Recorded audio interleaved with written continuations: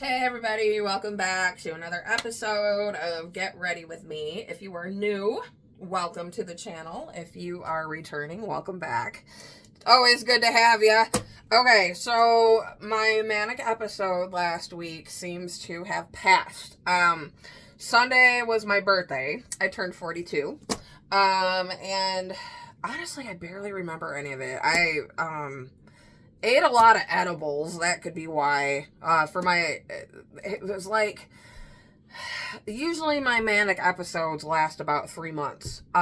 This time it lasted maybe a couple of weeks at the most. So I just had like 90 days of symptoms in a very short amount of time. And it was pretty stressful. I thought I was going back to the hospital there for a minute. But I think I'm going to be fine. I'm going to wait till after the holiday, see how the holiday goes. Because Thanksgiving is actually my favorite holiday of the year. So definitely want to get through that, make my extra work money, and then see how my brain is functioning Monday. So we'll get through the week. So I wanted to talk about that a little bit, and then I wrote down DBT attacks women. Yes, it does. Marsha Linehan. I plan to do a deep dive. Still working on my freaking femicide video, but anyway, I want to do a deep dive of Marsha Linehan and the DBT program, and probably do it from a feminist perspective, which should be really good because back in my English class, when I would write feminist essays, I guess I scared all the men in my class. People in general say they're scared of me, so I have to go out of my way to be extra friendly to everybody so they don't think I'm scary. My dad was like that too. I don't know why. I haven't figured that out yet. But yeah, I guess I scared all the men in my class, and I scared my teacher. And he approached me after class one day and was just talking to me about my feminism. So I'm a feminist. I'm a conservative Christian. Some people say you can't be a feminist. So there's just different kinds of feminism. Hold on, my kid's screaming. All right, yeah, he's okay. Okay, sorry about that. So basically, it's going to be an essay on borderline personality disorder being diagnosed to women more often than men. And then this DBT program attacks your behaviors. So instead of, if somebody is upset or something like that, and people with borderline personality disorder supposedly have really strong emotions, they might actually, be reacting to something bad that happened to them, and they're venting in therapy, and then that therapist attacks them for the behaviors they're exhibiting. That's DBT in a nutshell. And another thing I wanted to highlight here is the idea of Zen.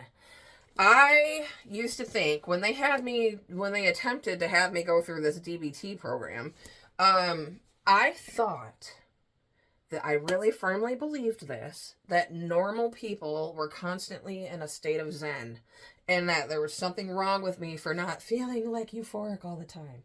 Okay, well, I found out that's not fucking true. It's actually far from the truth. Normal people are not in Zen. They have problems just like everybody else, and they don't have all the answers. Half of them fucking drink to deal with their shit.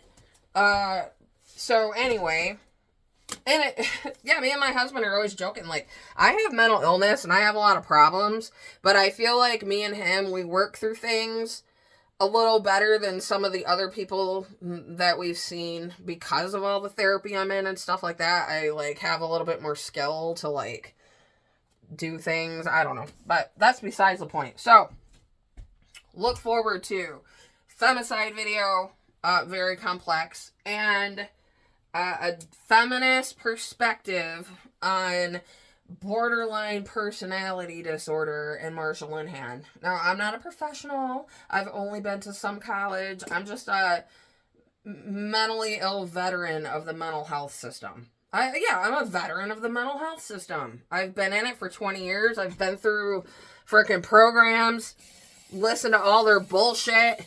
I mean, at least, it's like they tried, but yeah. So, yeah,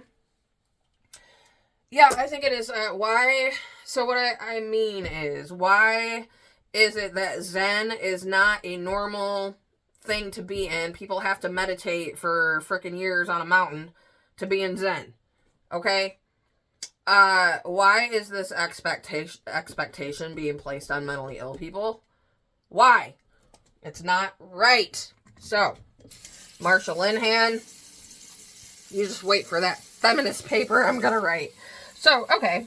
Another thing on the mentally ill subject I wanted to talk about was how every single day on the internet I see people say, bring back the asylums.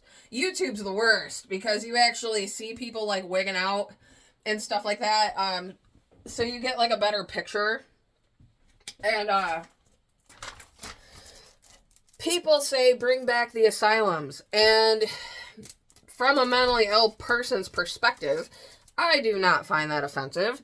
I think they are 100% correct. I think it is absolutely horrendously rude for people to exhibit these crazy, bizarre behaviors. And for so many years, for the past 8 years, they were given a pass. And everybody tiptoed around it and was afraid to say anything about it. And people are finally saying, stop. This is not normal. This is crazy behavior. So I appreciate that, because as a mentally ill person, we are corrected for those behaviors and we're medicated.